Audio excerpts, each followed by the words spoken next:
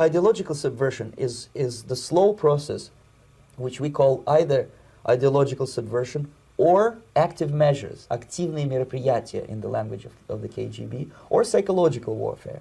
What it basically means is to change the perception of reality of every American to such an extent that despite of the abundance of information, no one is able to come to sensible conclusions in the interests of defending themselves, their families, their community, and their country.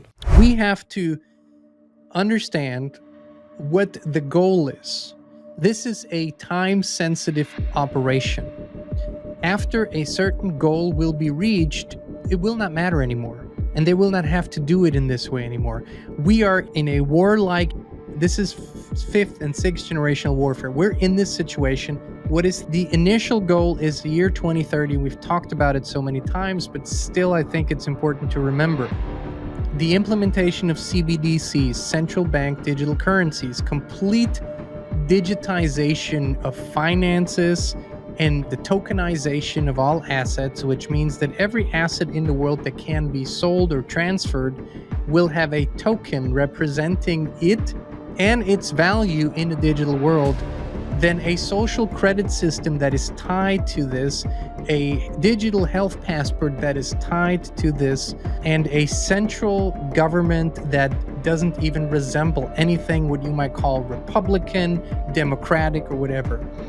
So the goal is to have these main structures in place by the year 2030. I'm not saying it will all be implemented, but that is the goal. You have the main structures in place.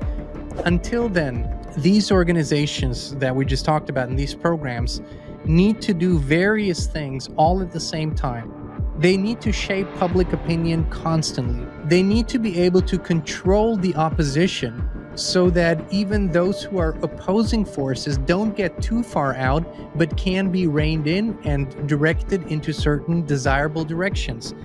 Then they have to flood the space with meaningless, distractive content so that you do not invest more time in maybe recognizing who you really are, in discovering greater truths, in raising your consciousness, but you're so engaged in the flood of information, entertainment, AI, music, whatever, that you don't actually take a step back and to say, oh my God, like what is happening here? Who's doing all of this? There's a force behind all of this, and there is a force behind all of this. This is not just human-driven. This is truly a centralized tactic. Once these structures are irreversibly in place, if we allow it to happen, then that will stop in this way that we're seeing it now, because it won't be necessary. It won't be necessary to do that any longer. The structure will prevent you anyways from rebellion or from critical thinking, right? Because that will become increasingly less possible in their dystopian world order. The irony that I'm presenting this to you on a video platform and that we're using social media to disseminate this information is not lost on me. And as I've said many times before, I don't identify with these platforms. We are not YouTubers, we're not Xers or anything like that. We're simply using the tools at hand to bring out important information as quickly as possible. So what is the solution?